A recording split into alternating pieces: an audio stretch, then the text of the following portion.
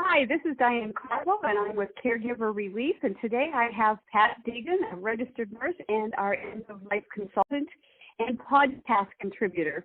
I'm excited today, Pat. I think we have an awesome topic. That'll be good. I can go back and forth with things that I've seen and how important it is to have communication and on what you really want for your final wishes. It doesn't happen that way. In reality, 70% of people die in the hospital or nursing home. So I wanted you to share with me the problems with people that have not taken the steps to make their wishes known. Oh, that's so true. I've seen that in the emergency room with all the trauma and stuff. People come in, a young boy goes swimming with some friends and dives into a lake and never comes back up. We do everything we can to resuscitate him, and it's too late. And then we had another one that probably haunts me to this day. 4 teenagers were in a car, drinking and driving, hit a massive tree, and all 4 of them were killed. A horrible accident. The car was no bigger than a washing machine when it was finished. They had no ID on them. It was difficult because they were Jane Doe and John Does at the morgue until the family started calling the next day to see if there had been any accidents. And I felt for the parents. The kids never had a chance to talk about anything if they had wanted to be an organ donor or anything. I really feel that as a society, we need to, when someone say, oh, young people shouldn't be talking about death and dying, the parents of those young people should be talking about death and dying. They should be, because it's never too early to start planning, because there's no guarantees for the future. That's right. You never know. Yeah, we don't. So it's really the conversations to tell people what our desires and wishes are. We don't know what's going to happen to us. And there's legal reasons for that as well. Absolutely. Oh, my goodness, yes. I don't think people realize the complexity of some of the things for advanced directives, a living will, and all that other stuff. Yeah, there's so much paperwork, and at times people are actually overwhelmed because it just seems like there's too much. Unless somebody can talk them through it and make it simple, and it can be simple, they just keep putting it off and putting it off for another time, and that's the worst thing they can do. Absolutely. Okay. Every state, I believe, is probably different when there's a declaration for a natural death. Now, I've got the papers for South Carolina. I know other states might be a little bit different. And what that talks about, you're in sound mind and you have a terminal illness, you're going to initial what you want done for artificial nourishment and hydration. Do you want nutrition given to you with IVs, or do you want it all withheld? Other thing that it accomplishes is you assign somebody that you feel and your family would respect your wishes. These can be revoked at any time. You can change the person at any time that you want if you have an argument with them. The other thing is that's important is medical power of attorney. You can have an attorney for your estate and for other things, but for health care, that's another thing that you have. It's pretty simple. Advanced directives are another thing that encompasses both of the things we've just talked about. And then you'd be amazed the amount of people that do not have a will. Even if they've talked about it over the years, they've never put it down in paper. Then they have to go to probate, and that takes so much money. Whereas if you have some stuff and you want to get rid of it to the people that you want to have it. That's important. It truly is. I was going to say, it just lessens the stress of your loved ones. Absolutely. Now, I took care of my husband who died almost 20 years ago. He was everything but cancer. He was a very non-compliant diabetic. He had part of both his feet amputated because of circulation, and had suffered 2 heart attacks, and he did not want to go to the hospital, and I had promised him that I would take care of him at home. And it was funny, when you learn some people's wishes, he wanted to be cremated and he wanted his ashes buried in the Irish Sea. And believe it or not, I had that done. My sister went over to Ireland and she brought his urn with him and put him in the Irish Sea. So on the other man, he had a bucket list, and one of them was to go see a golf tournament like the PGA or something, and she would never known that, and they managed to get that done. So you get these things done, and it makes things so much easier for everybody, because now you know what you really want it. Absolutely, Pat. My dad was diagnosed with pancreatic cancer. Mm. Every year in January, he went to Hawaii for 6 weeks. He had a timeshare. Oh, nice. Mm-hmm. He was going to cancel that trip when he got this diagnosis because they told him he may only have 6 months or less to live. So what I did was I told him, first, you're not dead yet. You still got a lot of living to do, and people don't realize that. You can plan ahead for your death, but still live life. That's right. We put him on hospice because he was starting to decline, and actually he went to Hawaii.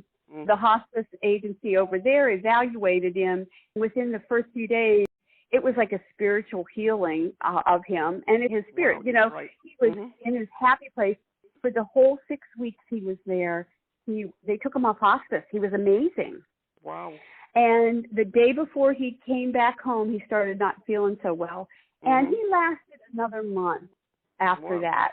Mm-hmm. But he lived life to the fullest till the end. That's the secret. I mean, we all have regrets. Why waste your time and your energy on things that you can't fix? Do what you love and do them.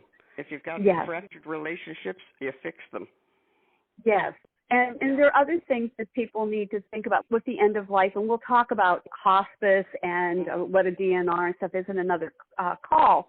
I want people to understand that a medical power of attorney is so important, and anybody over the age of 18 should have that. Mm-hmm. And people say, what does that entail? I'm going to recommend that people look at an advanced directive from an organization called 5 Wishes.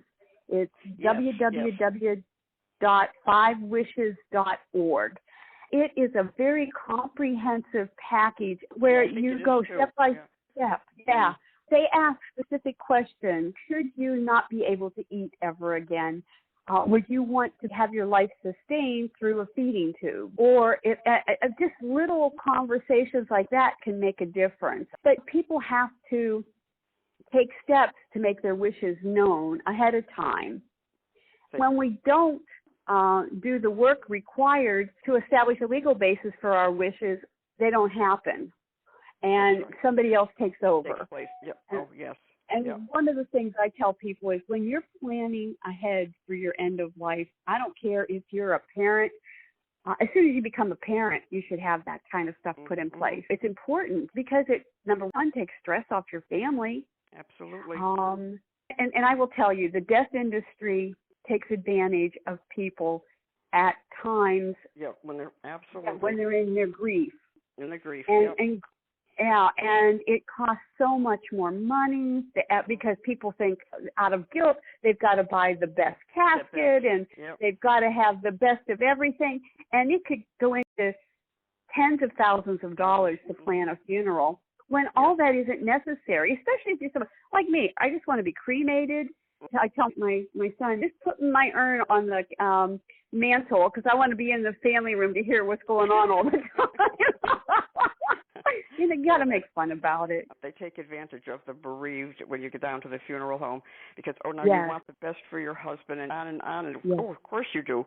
But I was extremely fortunate before my husband died. At that time, I was working as the hospice director, and I was privy to a lot of things that most people weren't. And I had made all his plans, everything down to the last dot. So when he died, they came and picked up his body and everything was in place, and my children were absolutely flabbergasted that this had all been done for them and for me, and it certainly relieved a lot of anxiety. So, of course, what did they do? They requested that I do the exact same thing for myself.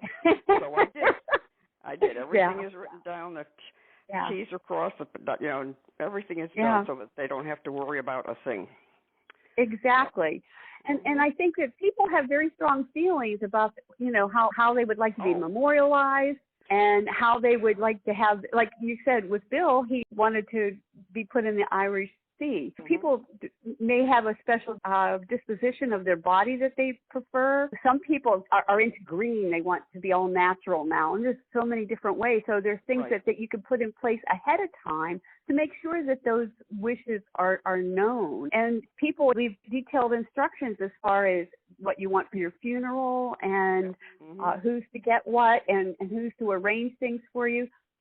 Those are important things that make it so much easier, Much easier. when a person. Absolutely. Yes. At that time, Because you're in no condition to make decisions. Exactly. Yeah. Exactly. And dealing with families, there's always dysfunction. There's issues with handling the financial, the health care, the after-death arrangements. There's so much going on.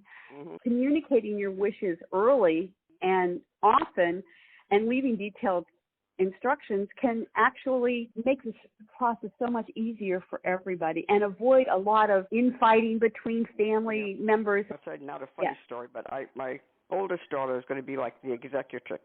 I have everything written down, even to pieces of furniture people are to get, but I have an odd request for my ashes. I know only one daughter would do it. My other two would not. So she's been allocated in my will a certain amount of money to fulfill that wish, and that they all know it. All my children know it. So that's smart, because it's in writing, and it's actually in a form of legal document that nobody can argue with. One of the things that I think of when you plan ahead for end of life, you're also making arrangements to provide instructions to healthcare professionals on the type of care you want, the extent of care you want. When you don't have it, you cause a crisis in the family. It takes away your ability to be in charge of your life. One of the things that I help my clients is that it's important to put things down, because it gives you the ability to be in control of your life till the very end. And otherwise, it's just crisis management. I tend to, every year around my birthday, I go over all my papers again to see if anything's changed or if I want to add anything. And I've done that for probably 15 years, just make sure that it's still what I want, so that they know. That's a really good point, Pat. People should not only do their end-of-life things every year to go over all their paperwork and what they want, review, because people pass unexpectedly. If you have identified a person or a family member that's going to be your executor, you want to make sure you replace that person with somebody who in trust will honor your wishes. You want to do it fast, because you don't know how much time you have. I think another issue is if people are going to be donating an organ or their body. That's an entirely different avenue, because there's so many other things that they have to think about to make sure that they're of sane mind. Absolutely. I know people that donate their body to science afterwards. And that's a whole process, and it has to be done ahead of time. You can't just do it at the last minute. So if people want to prepare for end of life and have their wishes honored, they need to do it and talk about it often. And they have to be sure to let their doctor know that they have got a living will or what they want for end of life nutrition and stuff. It's one thing to have it on paper, but it's nice if your doctor knows it too. You're absolutely right about that. And they're trying to implement that through Medicare, that doctors talk about our end-of-life issues.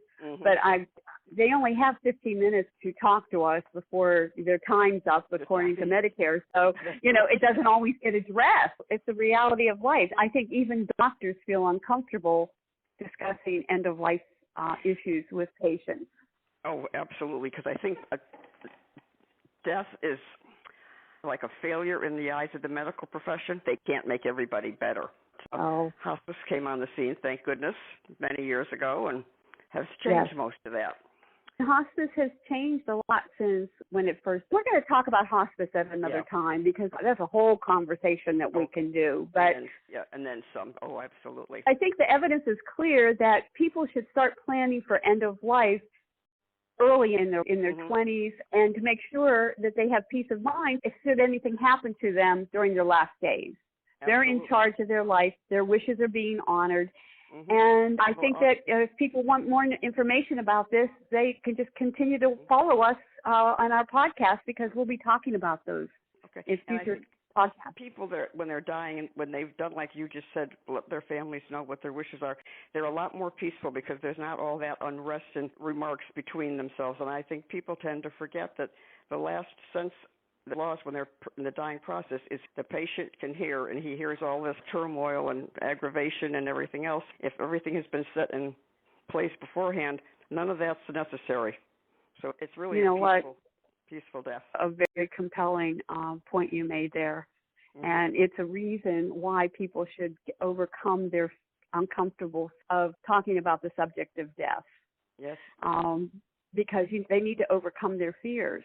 So it's never too early to start planning because there's no guarantees for the future. Pat, I really appreciate your time, and I'm looking forward to our podcast next week. Remember, caregivers, you are the most important part of the caregiving equation. Without you, it all falls apart. So please practice self-care every day. Be gentle with yourself because you are worth it.